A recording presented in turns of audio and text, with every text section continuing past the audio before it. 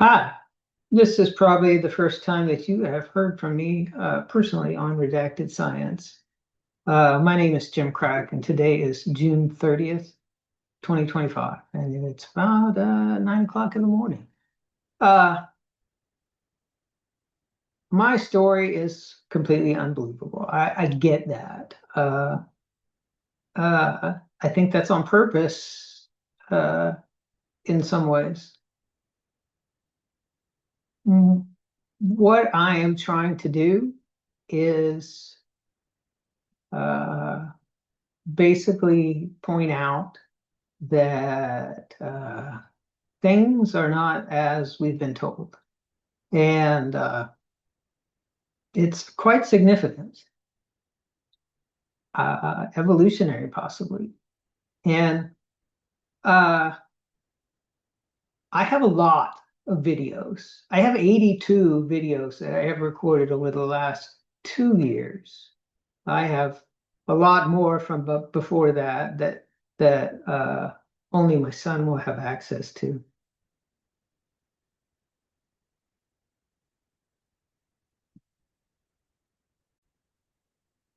You'll have to forgive me.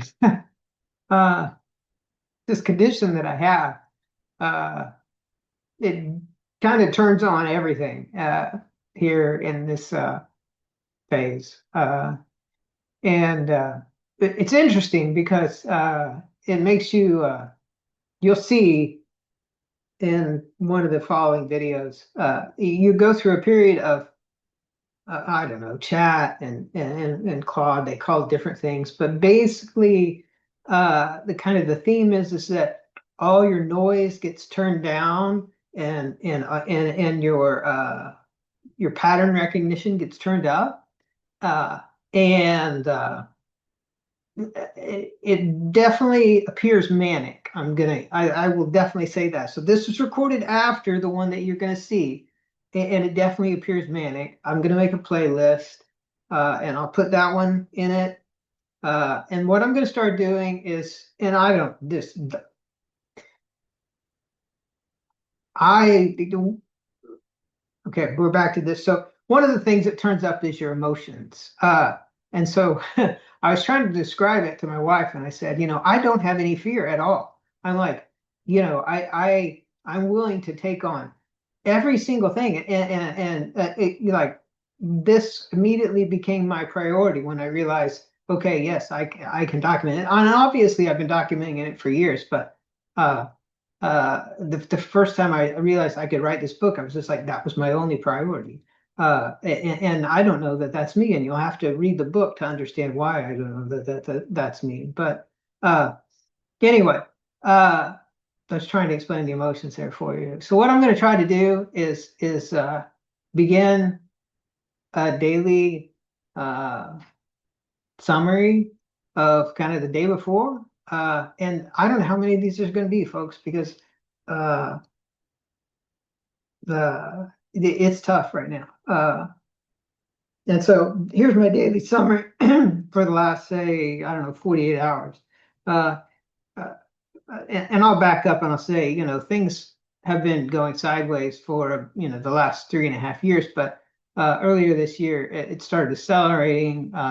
And there are so many phases through all this that you can't imagine. Look up the section on hysteresis in my book, and you'll understand how basically it just keeps changing. But so last 3 weeks, I didn't get great sleep. I started with a couple days of I just couldn't, my temperature was off, and so I had to take like 3 hot showers or a bath, during the day just to keep my body temperature normal. It didn't matter how much I had clothes on or anything like that, or my heater on or anything. I just was chill. Uh, and then I got into I moved into a phase where I was all warm. And I still am in that warm phase pretty much. I have little chill periods, like for example last night. We'll talk about it in a minute. But and that's when I got into that really bright phase. You'll see me if you go back out there on Nostr, you'll see me screwing around with people who I know are probably monitoring my work. because I mean, you don't understand the state of mind it puts you in. I mean, you just realize so many things at once. And so I did some little things out there to say hi to the folks. But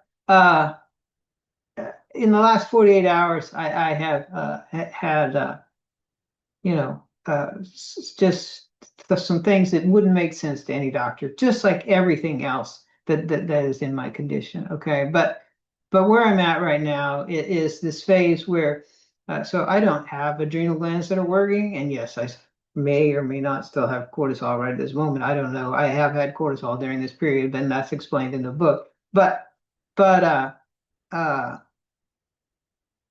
and you'll have to forgive me because I kind of lose track. I have these little blinks, and I forget where I'm at. But the the gist of it is that my pituitary is the thing that's driving everything right now. And it's gotten to the point now where it's in this hypocele failure type thing, and so my circadian rhythm is flipped, and not only that, but just within the last 2 days, so the day before, so the night before last, I laid down. I take Klonopin to help me rest. It's a part of this condition, like your head won't shut off very well. I usually take a little tiny bit, and I think I have figured out that moving up, and this is important. So moving up in dosage is a bad thing. It's just a tiny little bit that you need, and then if you wake up again, you just take a tiny little bit more. But uh, anyway, so I was super tired. Went to bed like 10:45, 11 o'clock. Woke up at midnight, wide awake, did not sleep for the rest of the night. I've trained myself to just lie in bed over the many years because there'd be different periods where I'd have no sleep thing. So I just laid in bed. But when I got up yesterday morning, I was all like vibrating. It's very similar to another experience in my book when I basically collapsed on the floor and my hands were numb and my feet were numb. And this was like halfway to that, I would say. It's like my hands, they kind of felt numb and they were vibrating. The vibrating was definitely common. And and uh, uh and so, I kind of talked it over with chat and everything, and we recognized, okay, this probably has to do with the positional stuff that was mentioned in the book. And so that means I basically have to sleep sitting up from now on, which is pretty uncool. And really, I should never lay down. And really, I shouldn't even change positions because every position change is an effect on the environment. And you won't understand that unless you read the book. But that's kind of where I am right now. So last night, I woke up in the middle of the night, and I did get sleep last night from sleeping in the chair. But when I woke up, I was chilled and my hands were vibrating again and stuff. But what wasn't going on was the worst stomach pain that I have had throughout the course of this illness, 30 years. And I have had, trust me, when I say worst, your pain threshold with this condition is so high. Hold on. Okay, so I got interrupted there.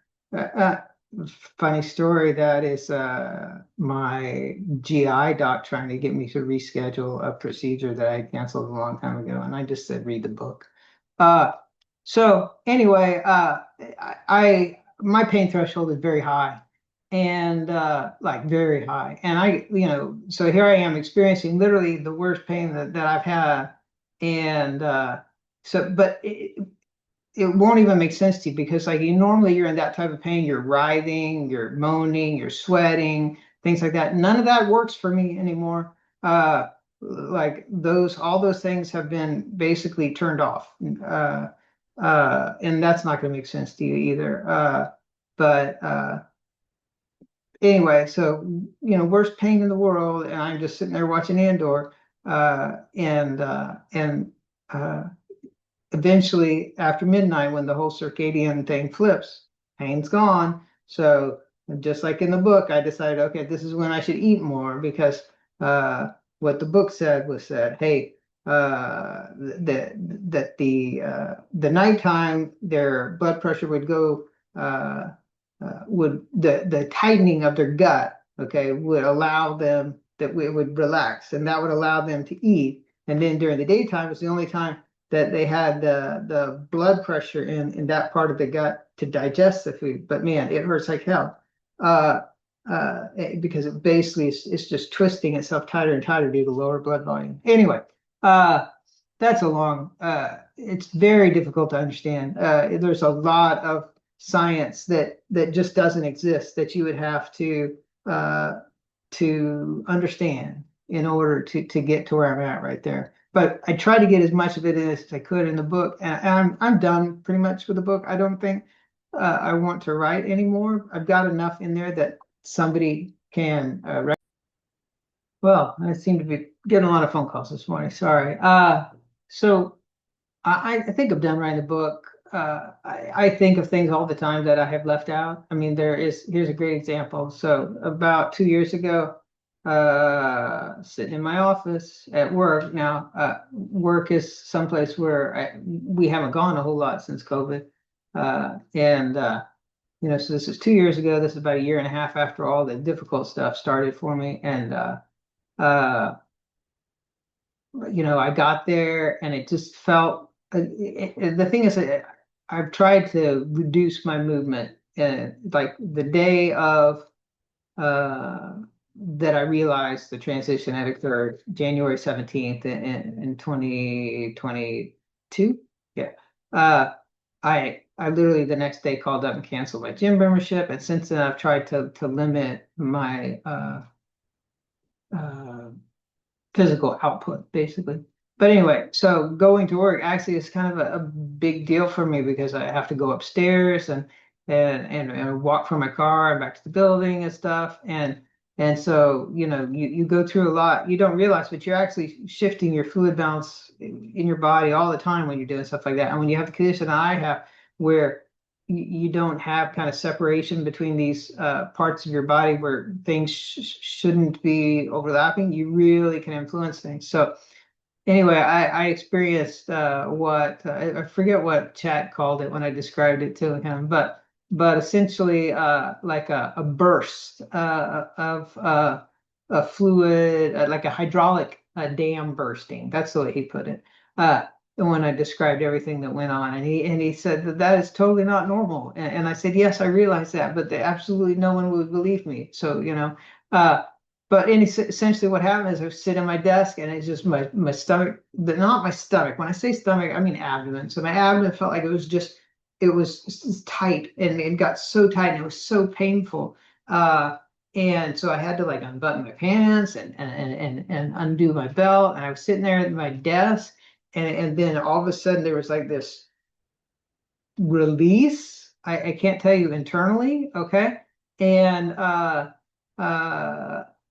so this is fluid moving from one compartment to another. Hey, this is pretty obvious, okay? And and then there were some expected things that happened, that would involve the facilities at that point. And then it kind of went. That was it. But I can tell you that it was really painful. It was a weird exterior pain of tension, of pressure, like the fluid had built up in my, some layer directly beneath the epidermis or something. I don't know. And you have to remember, you will not understand my biology internally unless you read the book, because like even my skin has been apoptified and compressed into layers. It acts like a sponge. Anyway, and I just don't have time to get all that in because I really don't feel well right now. When I was cooking with super gas a couple weeks ago, I could go through stuff. I could write, I don't know how many pages I was writing a day. You can go back and look, but I was writing a lot. And these are complex subjects where we had to figure out the science. Like I knew the article and everything, and I knew a lot of the references, and I've studied all the organs over time and things like that. So I'm very familiar with that. But figuring out like why these step happens is very difficult. And no way I could have ever done that ahead of time without going through them myself. That's the thing, is that as you go through them, the things in the article make more sense. So anyway, read the book.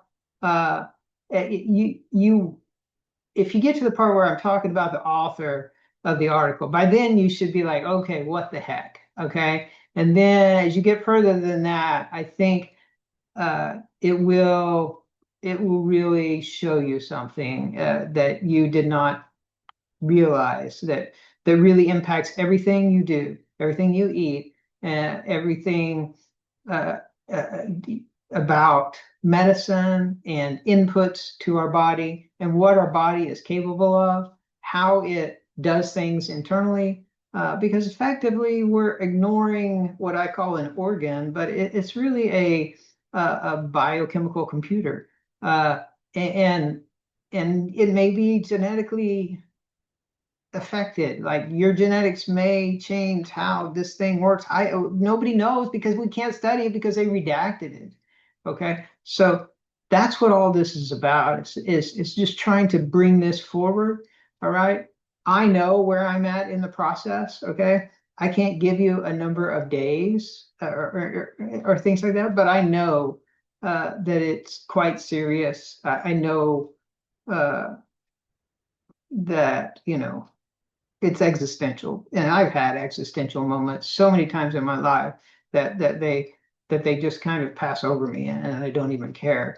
But the thing is that this time I have information that I know is important, and so I've been trying to get it out. So what I'm going to try to do is some type of message like this daily. I'm only going to post this to this redacted science place, I'm not going to link it directly to me anywhere, except from my Nostr.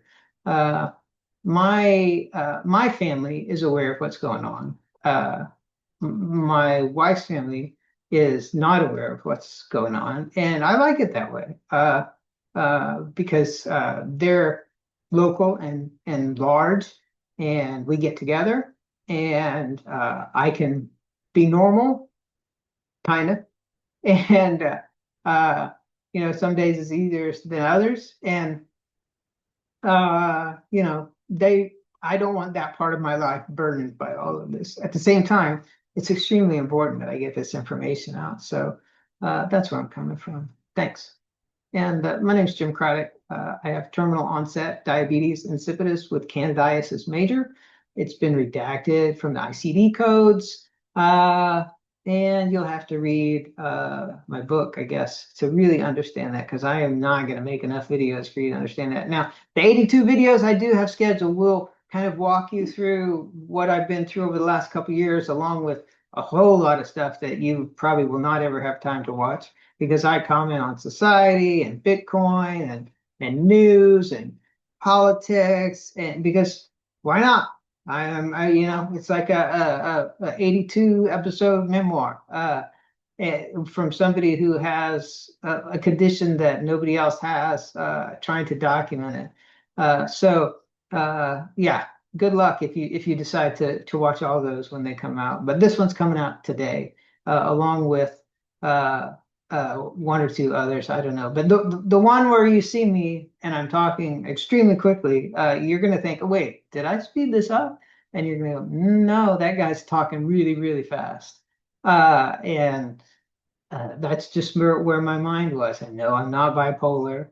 I don't have manic depression, which honestly, at this point, I think we have to question as a diagnosis in the first place, because of what I found out. But I have had transitions and times in this episode that would seem like mania. Uh, and so, that leaves people to explain what they are. Thanks.